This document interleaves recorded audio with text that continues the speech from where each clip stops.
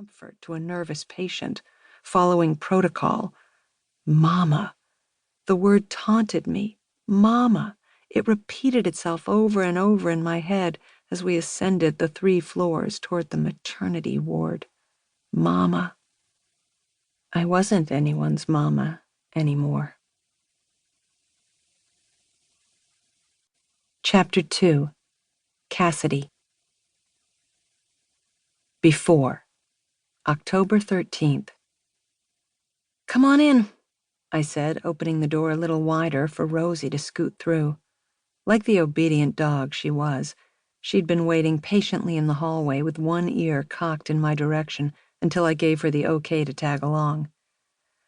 We're basically the same, I murmured as she patted in and made herself comfortable on the bath mat. I remembered how surprised I'd been at the similarities between human and dog estrus cycles.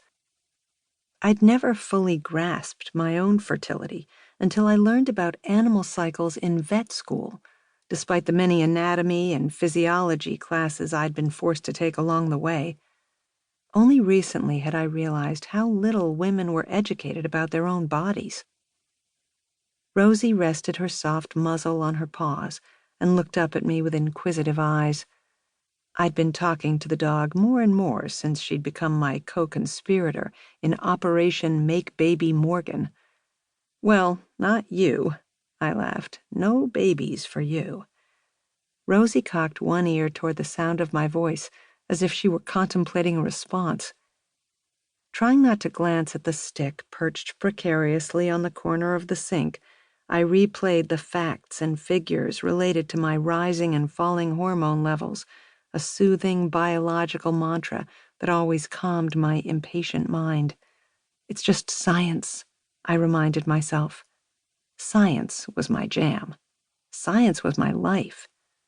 The stick loomed ominously in my periphery as the timer on my phone ticked off the minutes. 90 more seconds to go.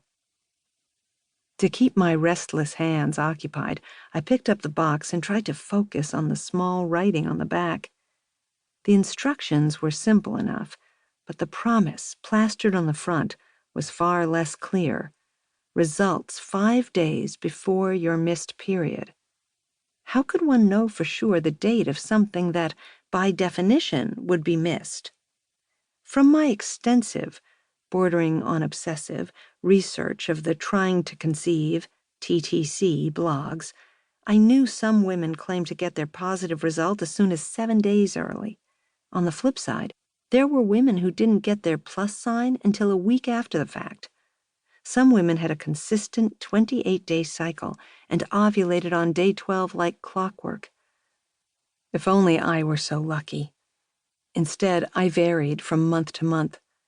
At the suggestion of a cyber friend, I'd started an herbal supplement and begun rubbing progesterone cream on my wrists every night, which helped to regulate things a bit. Since setting out on this TTC journey 8 months ago, I'd come to realize I knew much more about an animal's cycle than my own. This revelation had caused me to throw myself into learning everything there was to know about my body, as if I were back in vet school studying for finals. No detail was too trivial or gross for me. I needed to know it all. Rosie whimpered. She knew me better than my husband. I know, I muttered, resisting the urge to peek. 12 more seconds. I said I would wait longer this month. Rosie closed her eyes and looked away. Apparently she'd had enough of this, too. Female fertility was fundamentally a math equation, and I'd always succeeded at math. It had taken some trial and error with the ovulation strips, but I'd finally figured out I ovulated early in my cycle. All those months of doing the deed too late in my cycle made me cringe. So many wasted opportunities. The big O held new meaning when you were trying to conceive. I'd quickly recognized Owen didn't have the same gung-ho attitude for ovulation as for its sexy counterpart, so I'd learned to shut my mouth against all the baby-making banter and readjusted our calendar accordingly. Some new lingerie and red wine didn't hurt either. By my precise calculations, I could get a positive pregnancy test by